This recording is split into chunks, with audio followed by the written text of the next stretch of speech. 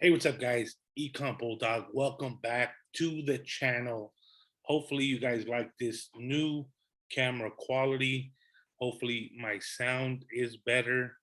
I did buy a new mic, but I still haven't hooked it up. But just hopefully, the sound is better.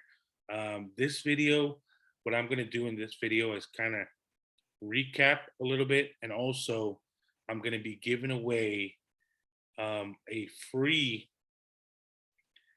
connect where we will definitely get you, 50 to 80 points up, and that's going to be free on us and to work our magic. All you have to do is subscribe to the channel, like this video, comment your Instagram name, and follow me on Instagram. So, four things. Um, Comment why you want to win. This is definitely beneficial. We will get it done within less than 3 weeks. I'll pick the winner by the next video, give you guys a chance to comment. And yeah, looking forward to giving back to you guys because you guys follow, subscribe, show some love. Definitely means a lot to me. I am going to post more. I've been letting some videos just rack up some views.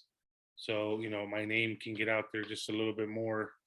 But yeah, okay, so first things first.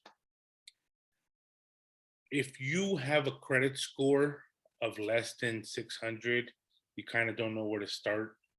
What I would do, right? I write these things down, get a pen and paper, write these things down. And I think it's first things first is you want to update all your addresses, phone numbers, AKAs. You just want to have one name on your credit profile. So let's say you lived in North Hollywood, right? And there's a collection tied to North Hollywood. Okay. By you updating your information and saying you live in Irvine, right? Now it's they can't verify it, right? Because your updated information says Irvine. That collection has you tied into North Hollywood, which is probably an old number. Okay, that's what I would do first. Update your information on all three credit bureaus. Okay, Experian, TransUnion, and Equifax. I would update that. Then I would tackle inquiry removals that are not tied to any open accounts. Please watch my previous videos. I have that play. It's basically, um, I didn't even know when you go to a dealership or even when you're, house shopping, they'll run your credit, they'll run it up. So you want to make sure that no one's pulling credit. That's why it's good to always freeze your credit until you're going to pull credit for something so you don't get no crazy hard pull. And I'll tell you a story. I was working with someone about 7 months ago, and they had pulled my credit recently after we had already closed the deal um, way before. So I caught it because I'm always up to date on my credit and that aspect. So I did get the credit karma alert, which made me go on it, and I was like, "Who is that company?" I never agreed to no inquiry because an inquiry can charge you between 1 and 3 points. Just remember that 1 and 3 points. So it's definitely if you have 15 of those, do the math. I had at one point on TransUnion 32 inquiries. Yeah, don't ask me. I think 15 were from the car, and then a lot more that I try to apply for cards, didn't know about credit and stuff like that. So I had about 32. Now on TransUnion, I have about five. Five Experian, I have three. Equifax, I have one. Okay. So once you learn these things, you'll know which credit card pulls from what bureau. So a quick little hack that I'll throw in here. like regarding American Express, they usually pull from Experian. But if you have a higher TransUnion and Equifax score, I would, whatever score I have the highest, I would freeze the other two, and then hopefully you'll get approved that way. And like if you guys don't know how to freeze your credit score, call each of the bureaus and you could do it over the phone. They could do it manually. All right. So yeah, remove the inquiries, update your information on the credit bureaus. You can do my TransUnion Credit Karma hack, which is also in the video. You literally, you're disputing the derogatories on the Credit Karma app. That hack only works for TransUnion. Definitely check that out.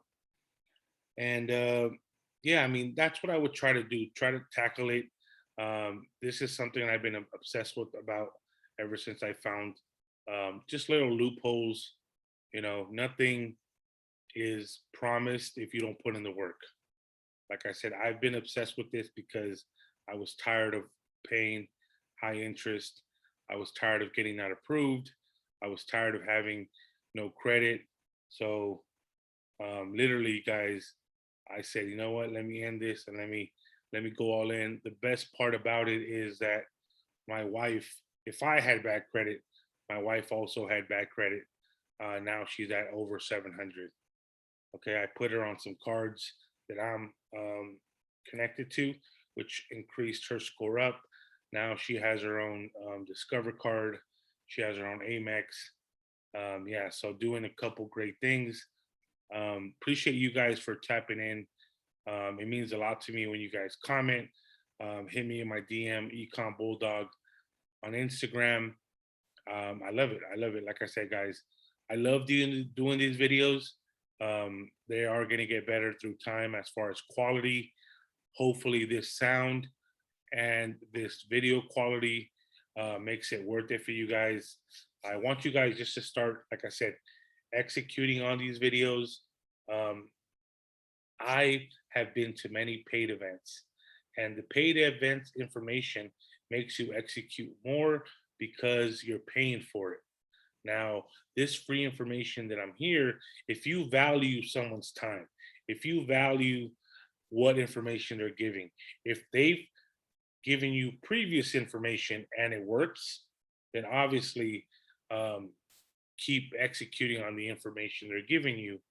I'll give you an example. There's an Apple hack, right? An Apple hack was you apply for Apple, okay? You get pre-approved for, let's say, the 3,000. Once you, you know, get the pre-approval, okay, you go to TransUnion, and then you hit the freeze button on the website, or you can call in TransUnion and have them freeze your account. But they say to unfreeze it after 30 days. But here's the caveat, right? It happened to a close friend of mine, and they pulled his Experian also. So he got a hard inquiry on Experian. But I feel like there's like, you know, all these credit card companies are catching on. They know like if people freeze it, let's try to pull it from here, let's try to pull it from there. Right. Ultimately, if you're gonna do that kind of play, I would freeze all three. That way your credit's always frozen and no one's pulling anything from no one until you approve it. Okay. Like I said, guys, I am giving away 50 to 80 points as far as like a jump. If you really have bad credit, all you got to do is comment, like, subscribe to the channel, Econ Bulldog, and then follow me on Instagram. I will announce the winner by the next video. So I appreciate you guys tapping with me, just giving you guys some great information. I enjoy this. I think financial literacy is something that should be taught in school. I have a 16-year-old that I teach everything regarding credit. So my daughter, give you guys a quick little story. My daughter wanted some AirPods, so we went to Best Buy, and you know, my wife and I, we buy everything for our kids that they earned with their grades. And my daughter said, you know what, Dad, I'm gonna pay half. I'm gonna pay half. These AirPods were like 120, whatever, and Best Buy actually price matched them to Amazon. They were listed for $100, and they said, "Oh, if you can find them cheaper on Amazon, we'll price match." And I'm like, "All right, cool." So we ended up buying two pair, one for her, one for me. These are right here. And I never really was an AirPod guy. I like the ones with the cord, but I said, look, convenience. But what was special about my daughter was she goes, "Hey, Dad, I had birthday money saved. Can I pay half?" And every time she offers, like she's offered before, I always tell her no. Like just by her offering, I always say, no, don't worry about it, babe. You get the next one, but I appreciate you offering. But this time I was like, you know what? Maybe she'll value these more if she knows that she paid half. Okay. I took the money and I put it in my pocket. And then she said, "Dad, why didn't you pay?" And then I go, "Baby, I don't pay cash for nothing. I use my credit for everything." And then we started talking, started getting deeper as far as like why. I told her I don't get nothing back from a debit card. I get cash back from my NAVYFED card. Because she does ask, why do I have multiple cards, stuff like that. So, and another question she asks is, how much does a Best Buy employee make? So I try to explain to her, baby, they only make about, $13, $14. We had to ask Siri. And it was a good, deep conversation. I always told her, look, babe, nothing like working for yourself. That Best Buy employee, you know, blessed that she's working and grinding, but she's getting paid $13 an hour because she's literally just like ringing stuff up. Nothing wow factor there, right? And I told my daughter, remember last time you did your ice cream, setup in front of the store, in front of the house, how much did you make? And she made like $130 in 2 hours. And I said, like, there's nothing like working for yourself. You made more than what she did in about 8 hours.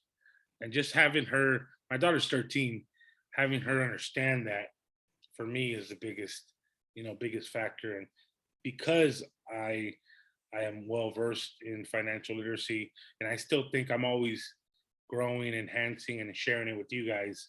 I think learning never stops.